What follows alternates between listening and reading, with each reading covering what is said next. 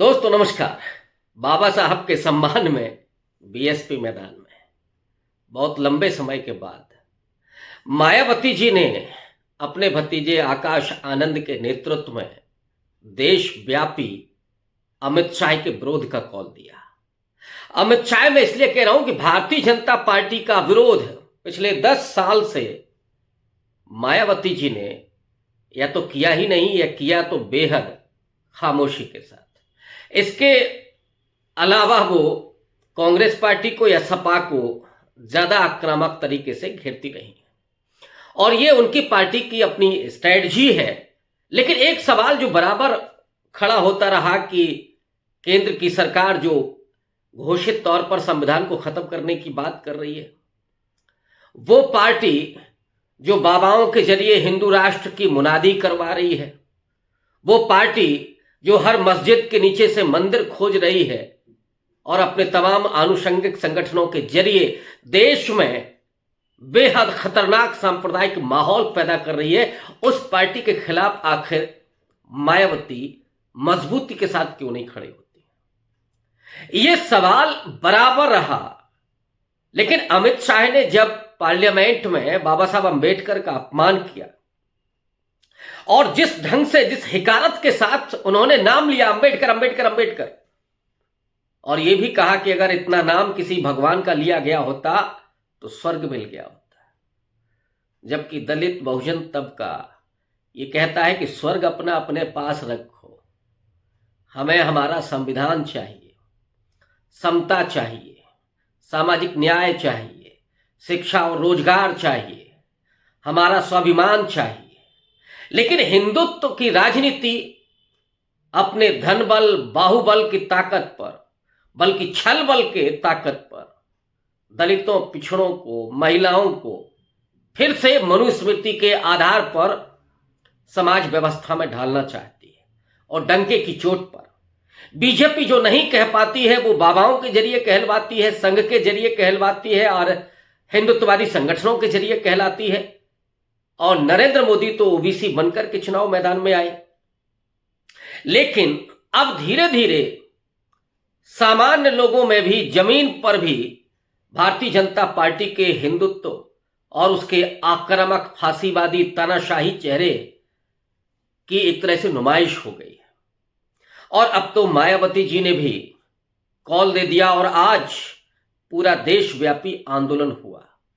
लखनऊ में आकाश आनंद ने उसे लीड किया।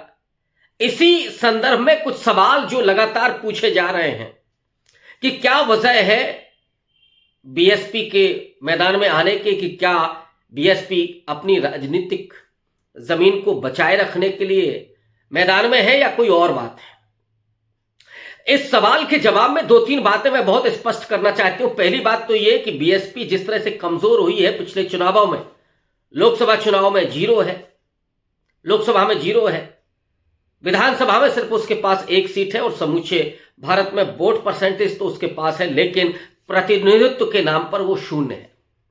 वोट परसेंटेज भी घट करके अब वो इकाई में आ गया है, दहाई में नहीं है, 10% भी नहीं। ऐसे में चिंताएं निश्चित रूप से बढ़ी होंगी मायावती की कि कैसे अपनी पार्टी को और अपनी राजनीति को रिलेवेंट रखा जाए। और जिस तरह से राहुल गांधी, अखिलेश यादव या दूसरे और राजनीतिक दल, जिसमें केजरीवाल भी हैं और खुद नरेंद्र मोदी भी जिस तरह से दावा करते हैं डॉक्टर अंबेडकर के सम्मान का, सामाजिक न्याय की राजनीति का, भले ही वो छद्म हो, मुखौटा हो, लेकिन उसके जरिए उन्होंने धीरे धीरे उस पूरे बहुजन समाज को मायावती की राजनीति से खींच लिया।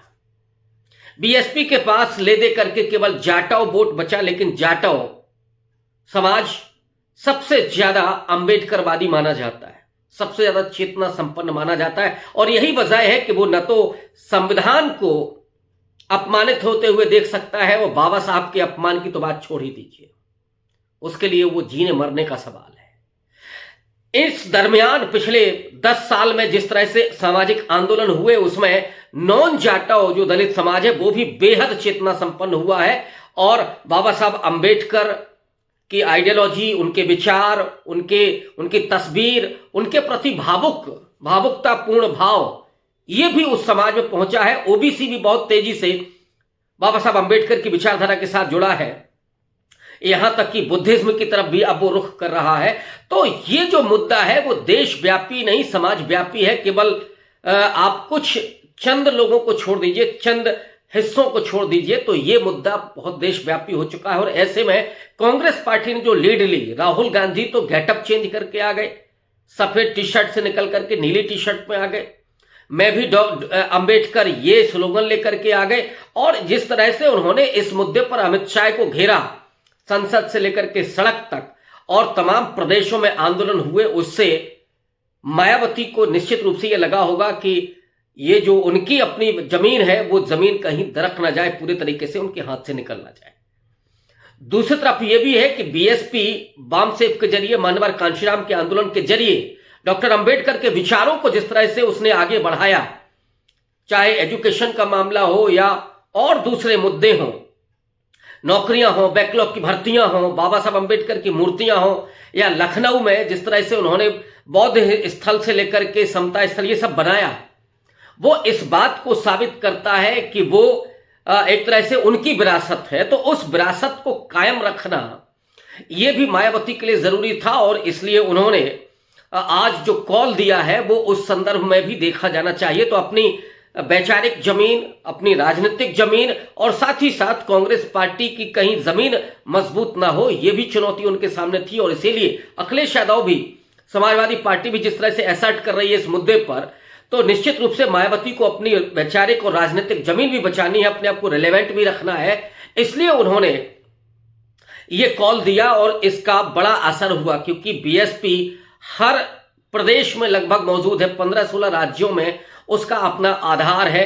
भले ही वो 2%, 4%, 6%, 8% हो, ये आपको हर जगह मिलेगा। और आज की तारीख में हिंदुत्व का जो आक्रमण है उसके सामने अगर कोई डट करके मुकाबला कर रहा है तो वो अंबेडकरवाद है। और इसलिए मैं कहता हूं कि अंबेडकर आज एक जलती हुई मशाल है, जिसके जरिए इस पूरे आरएसएस और हिंदुत्व के अटैक को रोका जा सकता है, उसके खिलाफ संघर्ष किया जा सकता है। तो ये जो मुद्दा है वो मायावती इसलिए मैदान में आती हैं और उनके लिए आना जरूरी भी था, अदरवाइज उनकी राजनीति तो बुरी तरीके से बिखर जाती। दूसरा कि क्या ये मुद्दा बना रहेगा और इस मुद्दे के जरिए क्या मायावती अब विपक्ष के साथ आ सकती हैं। मैं ये मानता हूं कि लोकसभा चुनाव के पहले परिस्थितियां दूसरी थी, जहां उम्मीद थी कि वो आएंगी तो हो सकता है कि पीएम कैंडिडेट भी बन जाएं और आगे चल करके वो प्रधानमंत्री के रूप में भी प्रोजेक्ट हो। लेकिन मायावती ने जब इंडिया अलायंस के साथ आने से मना कर दिया, उसी समय ये बिखर गया था कि अब बहुत मुश्किल है, अब संभावना नहीं है। और इस समय भी कोई उम्मीद नहीं है। हाँ, ये जरूर है कि ये ऐसा मुद्दा है, 10 साल में पहली बार ऐसा मुद्दा मिला है विपक्ष को जिसमें वो समूचे रूप से एकजुट है, चाहे वो अरविंद केजरीवाल हो, ममता बनर्जी हो, या कांग्रेस पार्टी हो, या बीएसपी हो, समाजवादी पार्टी हो, स्टालिन हो, ये तमाम राजनीतिक दल वो एकजुट हैं इस मुद्दे पर। और ये मैं समझता हूं कि नैरेटिव के स्तर पर विपक्ष की बहुत बड़ी जीत है, ये बहुत बड़ा संगठित प्रयास होगा और इस नैरेटिव के जरिए निश्चित रूप से वो अमित शाह को और बीजेपी को कमजोर करेगा। अमित शाह अगर माफी नहीं मांगते हैं, या और अब मुझे लगता है कि माफी तक बात नहीं है, मायावती ने सिर्फ उनसे माफी मांगने की बात की है। वो डिमांड है कि हम इसलिए आंदोलन कर रहे हैं ताकि अमित शाह माफी मांगे। लेकिन कांग्रेस पार्टी और राहुल गांधी अब ये कह चुके हैं कि ये बात आगे तक निकल चुकी है, अब केवल बर्खास्तगी या रिजाइन से ही काम चलेगा। और मुझे ऐसा लगता है कि अगर अमित शाह माफी मांगते हैं तो भी इससे कोई फर्क नहीं पड़ेगा, और कहीं रिजाइन कर दिया तब तो फिर ये चस्पा ही हो जाएगा। और बीजेपी जिस तरह की राजनीति करती है, वो कहती है कि हमारे यहां रिजाइन नहीं होते, ताकि ये लेवल ना लगे कि उन्होंने गलती की है। गलती को वो कभी स्वीकार नहीं करती, बल्कि गलती के बाद और ज्यादा ऑफेंसिव हो जाती है। और उसका आपने नतीजा देखा कि जब कांग्रेस पार्टी ने इस मुद्दे को व्यापक पैमाने पर उठाया तो पार्लियामेंट के भीतर राहुल गांधी पर जो आरोप लगे कि उन्होंने धक्का मुक्की की, बल्कि सच्चाई ये है कि डंडों के साथ कौन पार्टी मौजूद थी, कौन लोग मौजूद थे, और राहुल गांधी पर एफआईआर भी दर्ज हुई। तो ये एक अटैकिंग मोड है, ये आक्रामकता है, ये ऑफेंसिवनेस है, किसी तरीके से उस पार्टी के जवान को बंद किया जाए। लेकिन अमित शाह माफी नहीं मांगेंगे। हालांकि बीजेपी के लिए कहा जाता है कि बीजेपी को जब तक कोई राजनीतिक नुकसान ना हो तब तक वो अपने पैर पीछे नहीं खींचती। अभी उत्तर प्रदेश में कोई चुनाव नहीं है, अभी और दूसरे राज्यों में चुनाव केवल अभी 25 में बिहार में है। बिहार में हो सकता है कि इस मुद्दे का असर हो, लेकिन सबसे महत्वपूर्ण यह है कि नैरेटिव के स्तर पर पिछले 20 दिन से आप देखिएगा तो हिंदुत्व तो लगभग गायब हो चुका है। जहां तमाम बाबा खड़े हो जाते थे कि हिंदू राष्ट्र बनाएंगे, मनुस्मृति सर्वश्रेष्ठ है और संविधान को हम खत्म करेंगे, संविधान को बदलेंगे, ये मुद्दा अब गायब हो चुके हैं। भले ही मस्जिद में अभी भी खुदाई चल रही हो, लेकिन हिंदू मुसलमान अब टिक नहीं पा रहा है। तो एक बड़ा नैरेटिव है जो कहीं ना कहीं भारतीय जनता पार्टी को बहुत मुसीबत में डाल रहा है कि उस नैरेटिव के जरिए जब भी वो चुनाव मैदान में जाएंगे या ऐसे भी जाएंगे तो उसका मुकाबला करना उनके लिए लगभग नामुमकिन होगा। तो इसलिए इस नैरेटिव को किसी तरीके से पार करना होगा बीजेपी को, और विपक्ष से छोड़ने वाला नहीं है। राहुल गांधी ने जो टी शर्ट का अपना रंग चेंज किया है वो ये बताते हैं कि अब ये राजनीति वो लेकर के जाएंगे। वो पार्टी जो कभी सेंटर टू लेफ्ट कभी सेंटर टू राइट रही है, वो पार्टी जिसने कभी राम मंदिर का ताला भी खुलवाया, जिसने कभी बैंकों का राष्ट्रीयकरण भी किया, मैंने राइट और लेफ्ट दोनों जो पॉलिटिक्स की है, वो पार्टी आज सामाजिक न्याय की दावेदारी कर रही है। वो पार्टी आज डॉक्टर अंबेडकर की विरासत को आगे बढ़ाने की बात करे। निश्चित रूप से राहुल गांधी ने जिस चीज को चेंज किया है और वो उनकी मजबूती को, उनके सशक्तता को दिखाता है, उनके संकल्प को दिखाता है। तो बीएसपी की कहीं ना कहीं ये कमजोरी है कि अगर वो इस समय ऐसा नहीं करती है तो फिर उनके हाथ से वो जाटो वोटर भी निकल सकता है। इसलिए बीएसपी आज ये काम कर रही है। रही बात कि बीजेपी कैसे इसका मुकाबला करेगी, तो ये कहना बहुत मुश्किल है। अगर अमित शाह माफी मांगते हैं तभी कुछ हो सकता है, अदरवाइज संभावना नहीं है। लेकिन विपक्ष इस मुद्दे को छोड़ने वाला नहीं है ऐसा लगता है। और आज की तारीख में राहुल गांधी जिस कमिटमेंट के साथ आए हैं, प्रियंका गांधी को मैंने पहली बार देखा, वो जय भीम के नारे लगाती हैं और ये कहती हैं कि बीजेपी अगर बाबा साहब का सम्मान करती है तो जय भीम का नारा क्यों नहीं लगाती।